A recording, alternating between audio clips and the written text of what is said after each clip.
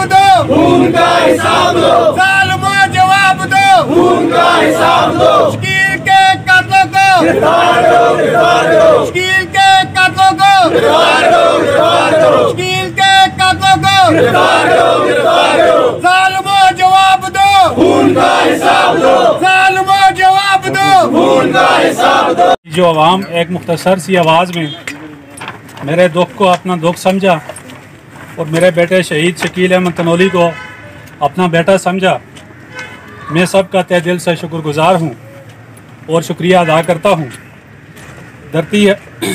धरती माँ की तरह होती है।